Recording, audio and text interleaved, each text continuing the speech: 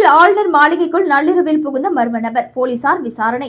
புதுச்சேரி கடற்கரை சாலையில் அமைந்துள்ள கலாச்சார மையம் தற்பொழுது தற்காலிக ஆளுநர் மாளிகையாக செயல்பட்டு வருகிறது. அங்கு துணைநிலை ஆளுநர் தங்கி வருகிறார். இந்த நிலையில் நேற்று நள்ளிரவு நேரத்தில் மர்ம நபர் ஒருவர் ஆளுநர் மாளிகை வளாகத்திற்குள் நுழைந்த சம்பவம் பரபரப்பை ஏற்படுத்தியுள்ளது. தகவலின்படி நள்ளிரவு நேரத்தில் அடையாளம் தெரியாத வாலிபர் ஒருவர் மாளிகையின் முன்பக்க கேட்டை எகிரி குதித்து உள்ளே சென்றுள்ளார். பின்னர் அவர் அங்கு விருந்தினர்கள் தங்குவதற்காக ஒதுக்கப்பட்டிருந்த அறைக்குள் சென்று தூங்கிக் கொண்டிருந்ததாக கூறப்படுகிறது. அந்த நேரத்தில் அங்கு இருந்த துணைநிலை ஆளுநரின் மகன் அந்த வாலிபரை கண்டு சந்தேகமடைந்து உடனடியாக பாதுகாப்பு பணியில் இருந்த போலீசாரிடம் தகவல் தெரிவித்துள்ளார். இதையடுத்து பாதுகாப்பு பணியில் இருந்த போலீசார் விரைந்து சென்று அந்த வாலிபரை பிடித்து கட்டுப்பாட்டுக்குள் கொண்டு வந்தனர். பின்னர் அவரை முத்தியால்பேட்டை காவல் நிலையத்திற்கு அழைத்து சென்று போலீசார் விசாரணை மேற்கொண்டு வருகின்றனர். ஆரம்ப கட்ட விசாரணையில் அந்த வாலிபர் ஜார்க்கண்ட் மாநிலத்தை சேர்ந்த கிருத்திக் ஜா என்பதும் பெங்களூரில் உள்ள தனியார் கல்லூரியில் பொறியியல் படித்து வரும் மாணவர் என்பதும் தெரியவந்தது.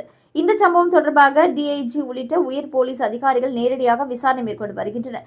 மேலும் அவர் எந்த நோக்கத்திற்காக ஆளுநர் மாளிகை வளாகத்திற்குள் நுழைந்தார், யாருடன் தொடர்பில் இருந்தார் உள்ளிட்ட பல்வேறு கோணங்களில் போலீசார் தீவிரமாக விசாரணை நடத்தி வருகின்றனர்.